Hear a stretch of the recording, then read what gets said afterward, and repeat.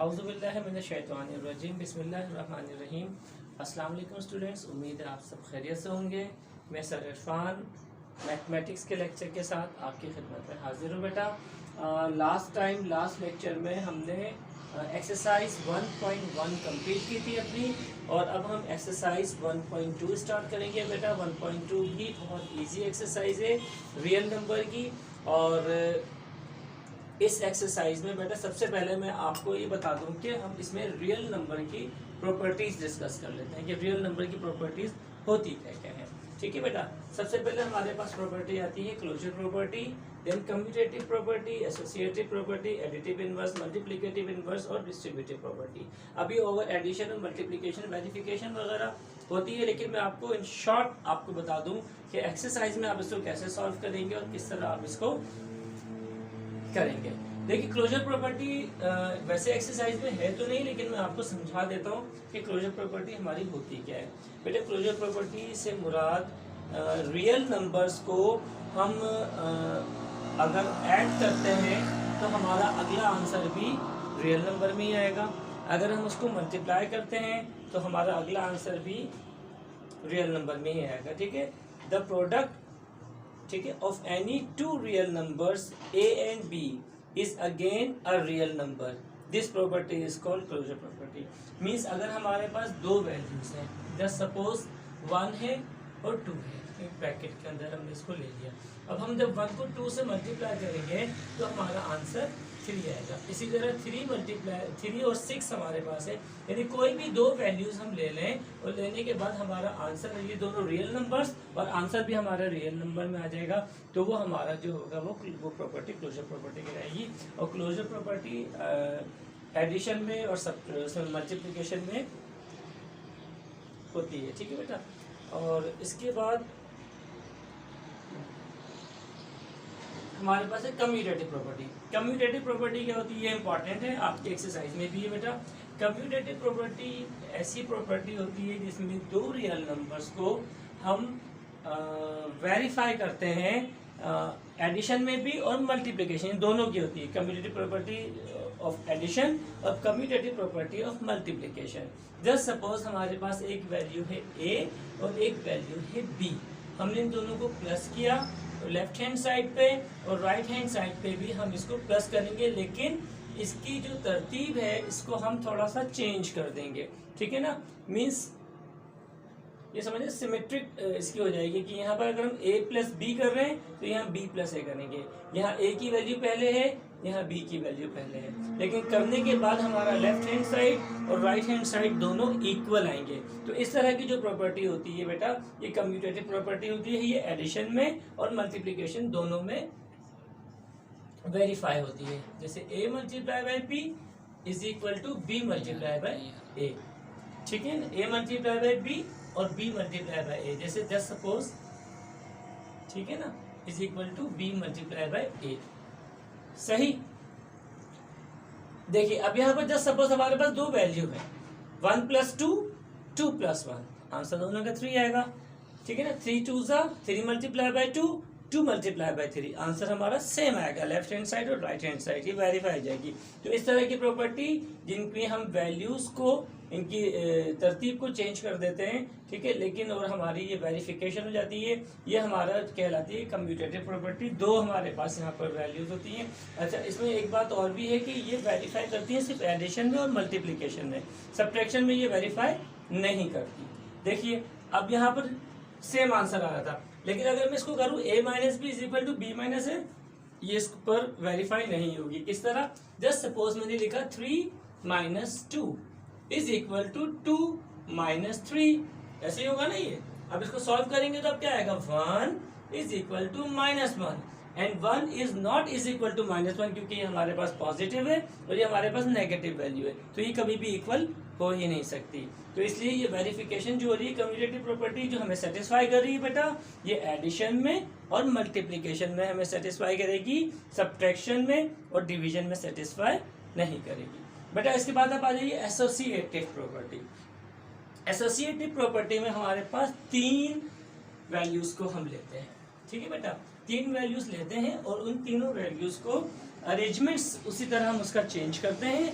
Change करने के बाद यानी कि होती है कि सीक्वेंस में, लेकिन ये ब्रैकेट्स का अरेंजमेंट हम चेंज करने के बाद हम इसको सेटिस्फाई कर लेते हैं, वेरिफिकेशन कर लेते हैं इसकी, इसको प्रूफ कर लेते हैं, और लेफ्ट हैंड साइड और राइट हैंड साइड हमारा प्रूफ हो जाता है, वेरीफाई हो जाता है।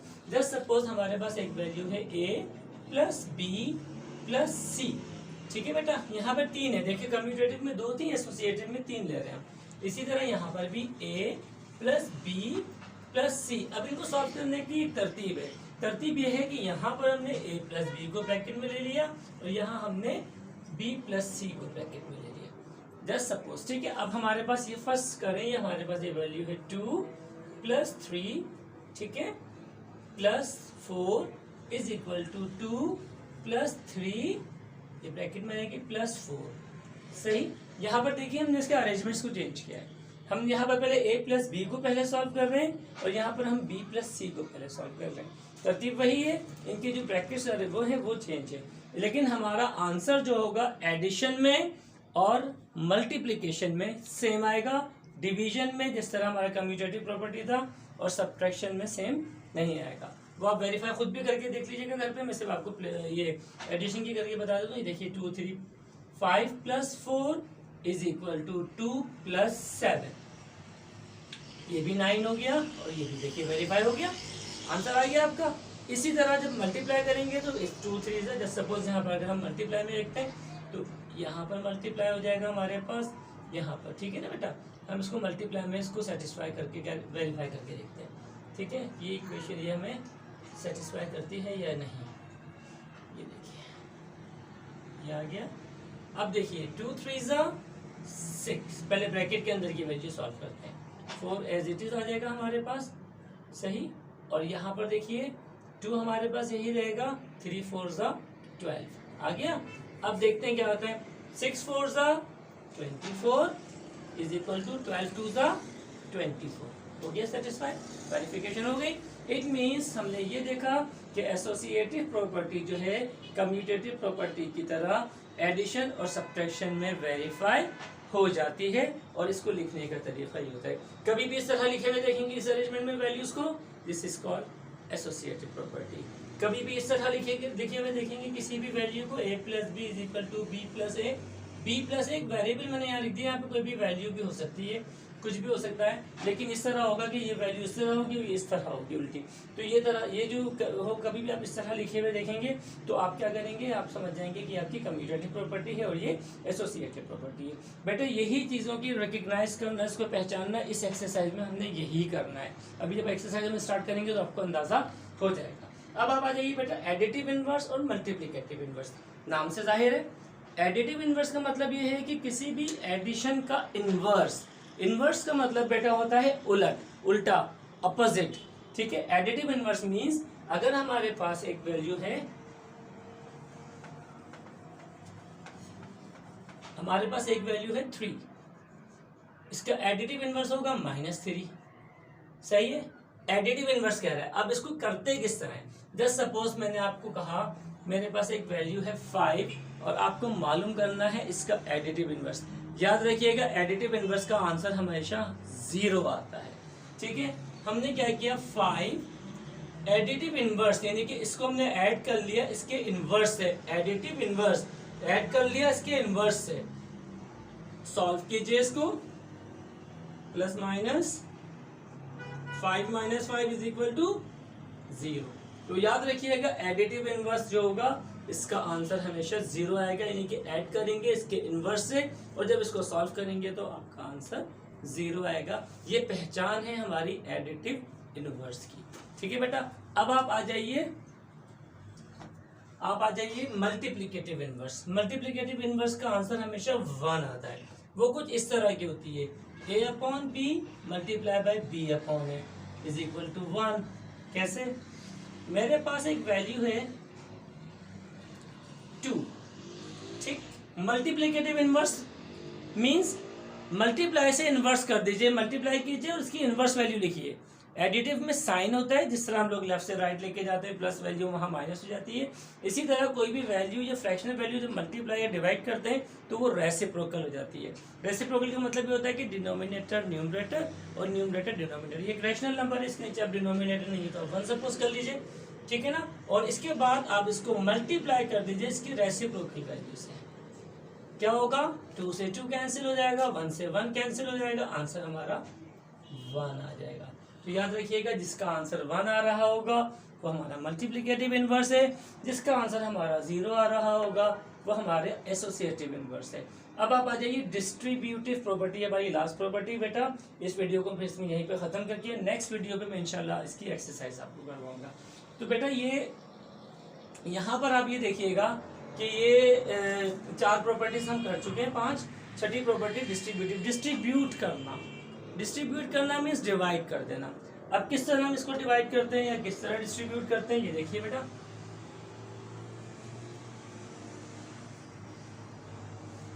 ये देखिए अभी तक जो हमने प्रॉपर्टीज पढ़ी थी इसमें कम्यूटेटिव और एसोसिएटिव प्रॉपर्टी जो थी हमारी एडिशन और मल्टीप्लिकेशन को वेरीफाई कर रही थी।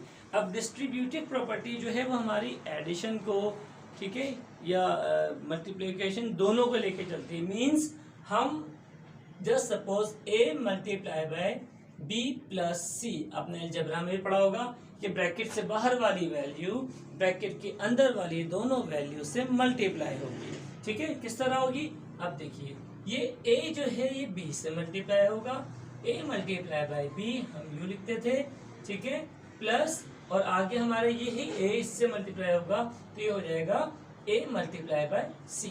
इट मीन्स क्या हो गया, ये डिस्ट्रीब्यूट हो गई, a इसके साथ भी हो गया और ये a इसके साथ भी हो गया। a multiply by b bracket के अंदर करने के बाद plus a multiply bye c।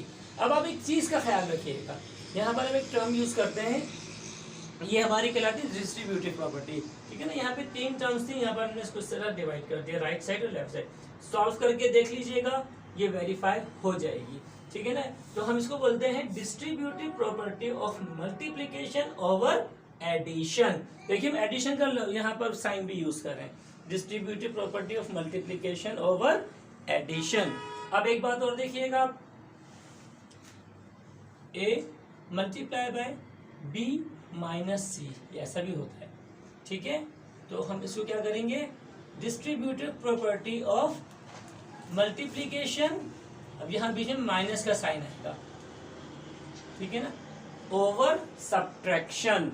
Distributive property of addition over distributive property of multiplication over addition, distributive property of multiplication over subtraction. ये दोनों में वेरीफाई हो जाएगी क्योंकि मल्टीप्लिकेशन और एडिशन तो आ रहा है। अच्छा अब ये देखिए डिवाइड पे नहीं होगी ये।